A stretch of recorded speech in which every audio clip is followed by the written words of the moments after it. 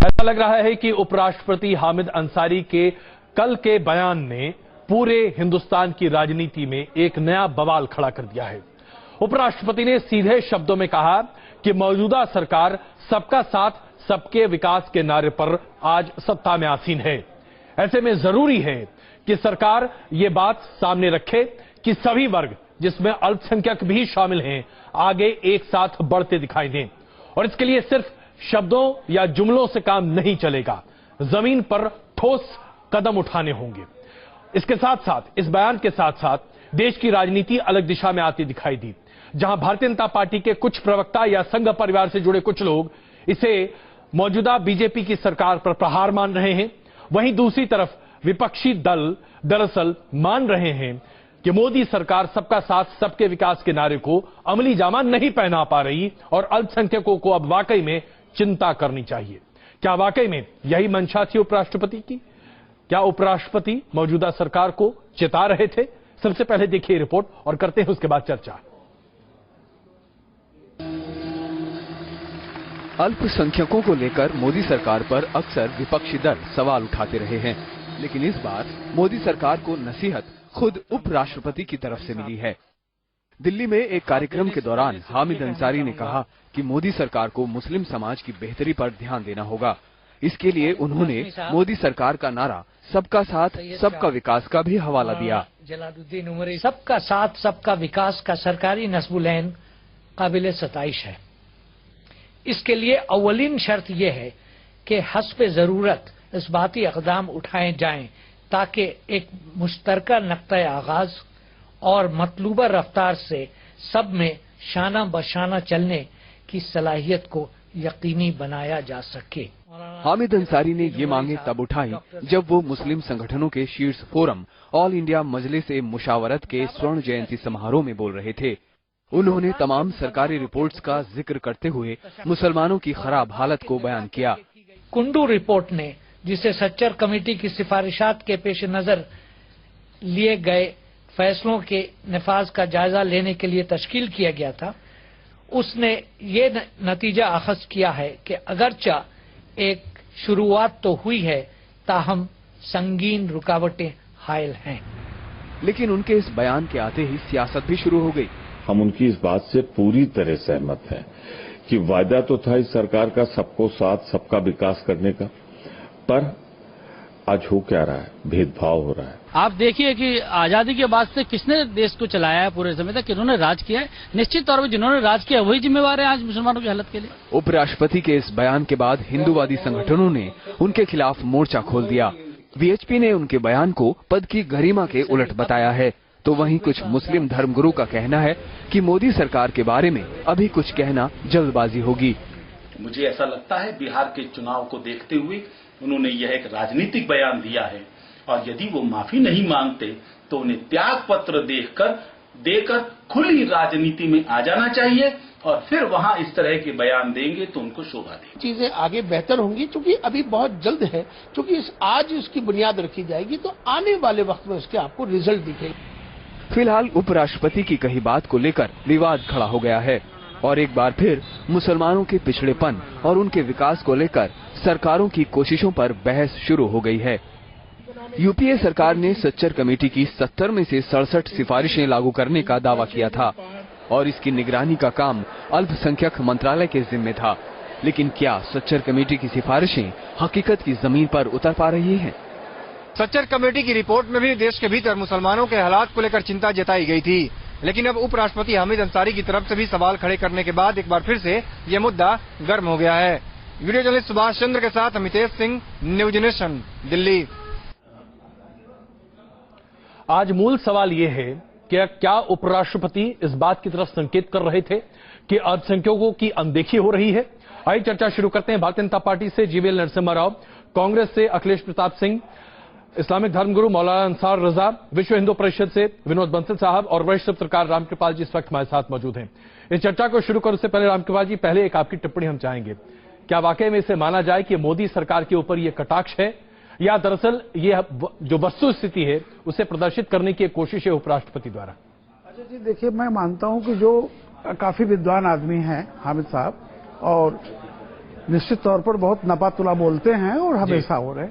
लेकिन अगर एक वाक्य को उन्होंने जो कहा, सबका साथ सबका विकास, इससे लगता है कि आजादी के बाद से जो 68 साल में सिर्फ 15 महीनों के बारे में कहा जा रहा है, जैसे सारी बदहाली 15 महीनों के शासन ही जिम्मेदार है जी। अगर ये वाक्य नहीं होता तो मैं मानता हूं कि एक बात सही है, क्योंकि वो मैं आपको बता दूं कि 2014 के इलेक्शन के पहले एक मुसलमान भाई का जी एक बाइट मुझे आज भी याद है। उसने कहा, जब ये बात हो रही थी कि मोदी जी आएंगे, ऐसा हो जाएगा वैसा हो जाएगा, तो उसने कहा कि देखिए साहब, हमारे पास बचा ही क्या है जी, हमसे कोई क्या छीनेगा। ये मैं बता रहा हूं कि जो इस देश में मुसलमानों की स्थिति रही है जी, सिर्फ मुसलमान की ही नहीं, गरीब की जी, वो हरिजन है, आदिवासी है, सारे लोग हैं जी, जो सताए हुए लोग हैं, उनकी बात। लेकिन ठीक है, चूंकि एक ऐसा मंच था जहां पर एक पर्टिकुलर कम्युनिटी की बात हो रही थी जी, उनका कहना सही था। लेकिन अगर उन्होंने 68 साल के में जो इस पूरे कौम की अवहेलना हुई उसकी बात करते तो मैं समझता हूं आज उस पर सियासत नहीं होती। लेकिन उन्होंने चूंकि एक जुमला जो कर दिया, सबका साथ सबका विकास जी, जाहिर सी बात है कि उसको लेकर के राजनीति होगी और उसके पक्ष विपक्ष में तर्क दिए जाएंगे। अखिलेश जी, कांग्रेस पार्टी से लेकर भारतीय जनता पार्टी पर पिल पड़ी है। क्या वाकई में उपराष्ट्रपति सिर्फ पिछले 15 महीनों की बात कर रहे हैं? क्योंकि अगर 10 साल एनडीए के देखे जाएं तो उससे लेकर आज तक, माफ कीजिएगा यूपीए के देखे जाएं तो उससे लेकर आज तक मुसलमानों की स्थिति में बहुत ज्यादा तब्दीली तो आई नहीं। सच्चर कमेटी के रिकमेंडेशंस को लागू करने की बात तो छोड़िए, उसे जमीन पर अमली जामा पहनाने में भी यूपीए पूरी तरीके से नाकाम ही रही।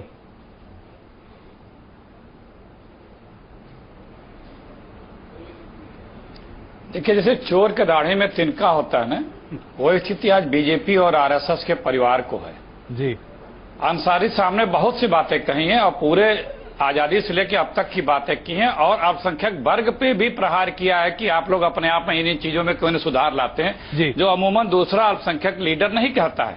वो बड़े विद्वान और बड़े धर्मनिरपेक्ष व्यक्ति हैं, लेकिन स्वभावतन आरएसएस का जो चरित्र है, जो आइडियोलॉजी है, वो अपने हिसाब से एक्ट कर रहे हैं, जो उनके डीएनए में है संघ परिवार का। और लोग क्यों चिढ़ते हैं सबका साथ सबका परिवार कि नाम जब ले तो बीजेपी को क्यों पीड़ा होती है? इसलिए होती है कि सिर्फ ये जुमला है। जितने लोग मोदी जी की हुकूमत में एक वर्ग विशेष को अल्पसंख्यकों के प्रति जितना विष वमन किए हैं, उनको रोकना तो दूर, उन्हें प्रोत्साहित किया गया है। मैं लाइन से गिना सकता हूं। नहीं तो मुझे लगता है कि इसका तुरंत एक छोटा जवाब पहले जीवीएल से मैं ले लेता हूं। जीवीएल साहब, उपाध्यक्ष बना दिया गया बिहार अभिषेक से लेकर के जी। अखिलेश जी बस एक मिनट, अखिलेश जी बस एक मिनट। जीवीएल साहब, मुझे लगता है इसकी छोटी प्रतिक्रिया आपकी बनती है और उसके बाद आगे बढ़ते हैं। अखिलेश जी बस एक मिनट साहब। अब देखिए, जो उपराष्ट्रपति ने जो कहा है, मैं समझता हूं ये कांग्रेस पार्टी की 55 साल की जो कब्जा रहा है देश के राजनीति पर, केंद्र सरकारों पर, और कई राज्यों में दशकों तक कांग्रेस सत्ता में रही है जी, एक वोट बैंक की तरह इस्तेमाल करने के बजाय कांग्रेस पार्टी ने ऐसा क्या किया किसी वर्ग के विकास के लिए, खासकर एक डर दिखाकर? अखिलेश जी जो अभी कह रहे हैं कि चोर की दाढ़ी में तिनका, समुदाय को भड़काने की आपको चुभ और उनके वोट लुभाने की कोशिश किया है। नहीं, सबका साथ सबका विकास हमारा केवल नारा नहीं है, ये इस सरकार का एक मंत्र है, सरकार का विश्वास है, प्रधानमंत्री मोदी जी का है। जिस प्रकार गुजरात में जो अल्पसंख्यकों की जो विकास हुआ है, गुजरात में कांग्रेस शासित राज्यों में कहीं भी नहीं है। जो सच्चर कमेटी का जो रिपोर्ट आपने, जिसको यूपीए सरकार ने उसकी उस कमेटी को जो बिठाया था, उसी रिपोर्ट कांग्रेस पार्टी की राजनीति पर एक बड़ा कलंक साबित हुआ है। ये कलंक साबित हुआ है। आप जहां भी सत्ता में थे वहां माइनॉरिटी को एक गुजरात का जिक्र किया, गुजरात का जिक्र। अब ये खामोश हो तो मैं बोलूं, ये चुप नहीं होंगे। ये खामोश हो तो मैं बोलूं, इन्हें हो देखिए आप किस तरह से घबराए हुए बोल रहे हैं। जवाब दीजिए, क्या आपने वोट बैंक की राजनीति की? भाई अगर मेरा दोष है, आप खामो, अब आप दे रहा हूं दे रहा हूं, आप खामोश हो जा, दे रहा हूं। आपने हमें दोषी बताया 55 वर्षों में, तो आप परेशान होकर के उपराष्ट्रपति से अपना मान करके माफी क्यों मंगवाने की बात करते हैं? क्योंकि उन्होंने जो कहा वो सत्य है। आप गुजरात से शुरू किए हैं सबका साथ। कई बार विधानसभा के चुनाव में क्या एक भी विधायक टिकट आपने मुस्लिम दिया? चलिए, ये इतने गवर्नर बदले, क्या आपने एक भी मुस्लिम गवर्नर बनाया? की बात अभी जरा छोड़ देते हैं। सरकार में तमाम सेक्रेटरीज हैं, उसमें क्या मुस्लिम है? बंसल साहब, नहीं, बंसल साहब, मैं वही गिना रहा हूं। हम यहाँ गुजरात की बात नहीं कर रहे, मुस्लिम हम पूरे जो अल्पसंख्यकों की बात कर रहे हैं। अखिलेश साध्वी या साक्षी, जब आप शब्द, हम गुजरात से आगे बढ़ गए भाई, आप गुजरात में फंसे हैं। हाँ बिल्कुल आगे। मैंने एक लफ्ज गुजरात बोला, 5 बार गुजरात बोल चुके। चलिए बंसल साहब, एक लफ्ज गुजरात बोला था, आप 5 बार गुजरात बोलते हैं। मैं क्षमा चाहता हूँ, एक गिना रहा हूं मैं आप सबसे क्षमा चाहता हूँ। बंसल साहब, क्या आपको लगता है कि कोई बनाया इन्होंने? उपराष्ट्रपति ने जो बातें कही हैं, क्या वाकई में ये लीक से हटकर हैं? देखिए अजय जी, 2 बातें बड़ी गंभीरता से सोचनी पड़ेगी जी। जिस कम्युनिटी ने देश के ऊपर 800 साल राज किया हो और जिसकी आबादी 3 से लेकर के 17 करोड़ हो गई हो आज, और जिसके लिए प्रधानमंत्री देश का ये कहता हो कि उनके संसाधनों पर पहला अधिकार है, और जिसको अनेक प्रकार की छात्रवृत्तियां और अनेक प्रकार की सुविधाएं दी जाती हों, देश के 3 राज्यों के अनेक जिले मुस्लिम बाहुल्य हो गए हैं, पूरा कश्मीर घाटी हिंदू विहीन हो गई है, ऐसी कम्युनिटी के बारे में ये कल्पना करना कि वो प्रताड़ित है, पीड़ित है, परेशान है और उसके साथ न्याय नहीं हो रहा। और मजे की बात यह, बड़ा दुर्भाग्यपूर्ण तरीके से मुझे कहना पड़ रहा है, एक संवैधानिक पद की गरिमा का ध्यान रखते हुए मैं बड़ा सम्मान के साथ कह रहा हूं उपराष्ट्रपति महोदय को कि आखिरकार उन्होंने ये बात क्यों कही कि सबका साथ सबका विकास भी कह रहे हैं इस बात को, और वो कह रहे हैं मुस्लिम समुदाय के लिए नहीं हुआ। जब सबका है तो फिर मुस्लिम समुदाय अलग से कैसे रह गया? ये अलगाववाद की बातें जो है ना, जो पनप रही हैं, आखिरकार मोहम्मद अली जिन्ना ने तो वही किया था, तो हम और कहां जा रहे हैं? रजा साहब क्या कहेंगे आप? मुझे लगता है ये आपके मैनिफेस्टो में लिखा हुआ है, ये थोड़ा सा, ये बीजेपी के मैनिफेस्टो में लिखा हुआ है। क्या ये तो पढ़ के सुनाऊं? क्या लिखा हुआ? पहले वैसे ही बता दो, बिना पढ़े बता दो। पढ़ के अखिलेश जी से कहिए कि बहुत बोल चुके, 65 साल हो गया बोलते बोलते, अब तो चुप हो जाओ। हाँ मैं बता रहा हूँ, हम अगर पढ़ के सुनाना अखिलेश जी, अंसार रजा साहब बात कर रहे हैं आपसे। आजादी कितना? अखिलेश जी, अंसार रजा साहब अपनी बात रखना चाहते हैं, जरा उन्हें एक मौका दीजिए। आखिरकार जी रजा साहब, अरे बात जी की बात हो रही है। अंसार रजा साहब कैसे हो जाए? अंसार रजा साहब जी प्लीज।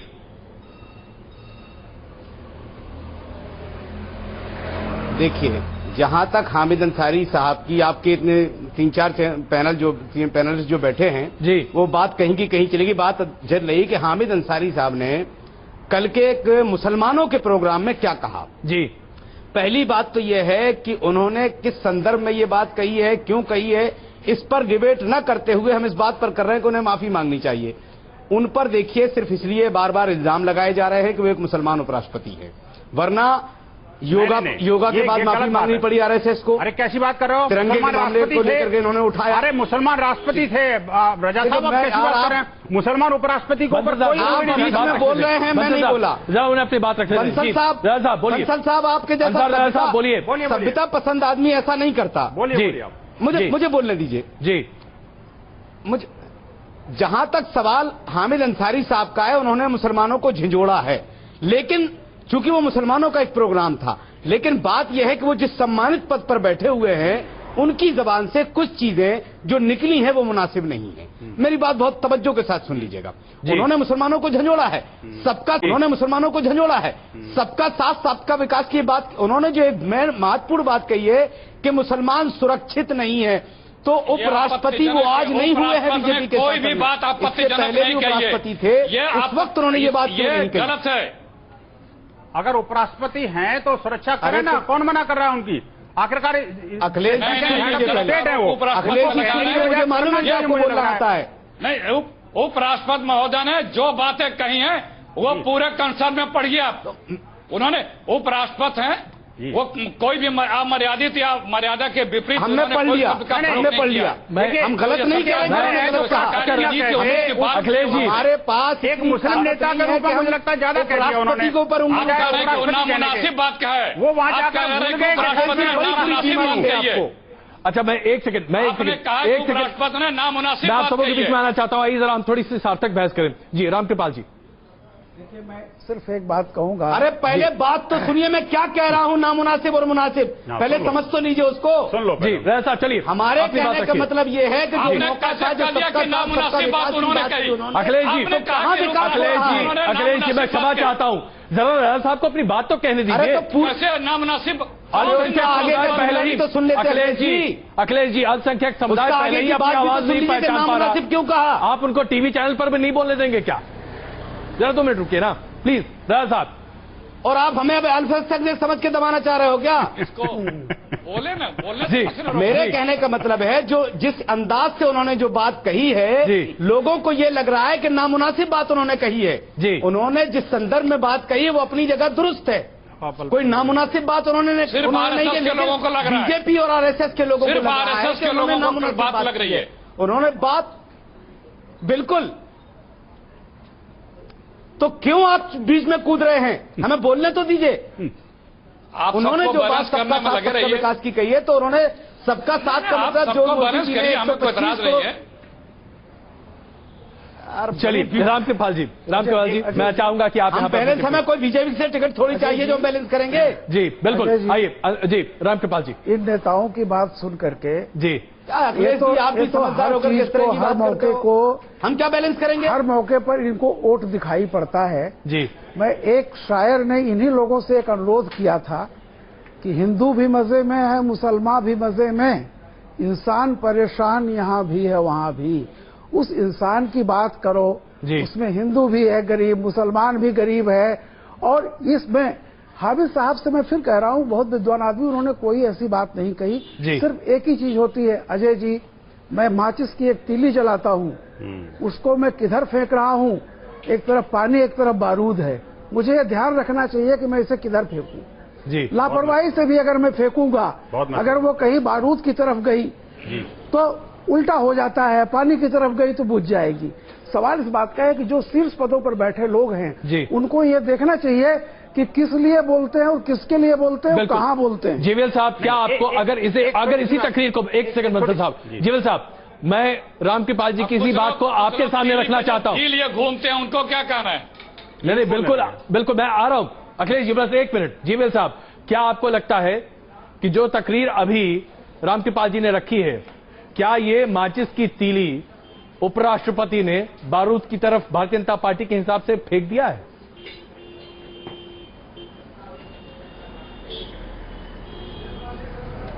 नहीं, मैं उनके भाषण को किसी प्रकार राजनीतिक रुख से नहीं देखना चाहता हूं। जी, वो संविधान में बैठे जी, नहीं, मुझे एक इंटेलेक्चुअल के रूप में उन्होंने भाषण दिया है। और हम एक्चुअली इसको कांग्रेस सरकार की, कांग्रेस की 55 साल की जो सत्ता रही केंद्र में, उसकी निंदा करते हुए ये नजर आते हैं। और अलग अलग जो पार्टियां सत्ता में रही है, उसका एक्चुअली इंडाइटमेंट, हम इसमें इंडाइटमेंट देखते हैं। क्योंकि जो वो कहते हैं, मैं एक दो लाइन आपको पढ़कर सुनाना चाहूंगा, इसमें स्पष्ट हो जाता है। Muslims were made to carry unfairly the burden of political events. Then he also says deprivation, exclusion and discrimination has happened over decades. I think what is he referring to? Clearly वो reference उसी तरह है। तो Congress party और बाकी पार्टियां जो भी कम्युनल पॉलिटिक्स, एक छोटा जवाब मेरे पास जरा कम है, राजनीति के जरिए मुस्लिम को डर दिखाकर उनको वोट पाया है, हमें उसका इंडाइटमेंट दिखता है। अखिलेश जी, नरसिम्हा जी, इससे पहले भी वो उपराष्ट्रपति थे, उस वक्त उन्होंने ये बयान क्यों नहीं दिया? आज क्यों जरूरत पड़ गई आपको ये बयान देने की? अजय अंसार राजा जी, मुझे ये बताइए, आखिरकार 17 करोड़ की आबादी, जो कि second largest population of Bansal साहब, आबादी वाली जनता आवाज नहीं कर रही, कैसे हो गई? आज इसी मुद्दे पर रहिए बंसल साहब। 35 करोड़ बंसल साहब, 35 करोड़। अरे भाई, तो मैं कह रहा हूँ वो second largest population of country है। आज आबादी की चर्चा छोड़िए, आज इस मुद्दे पर मैं क्षमा चाहता हूँ, मेरे पास वक्त बहुत कम है अभी।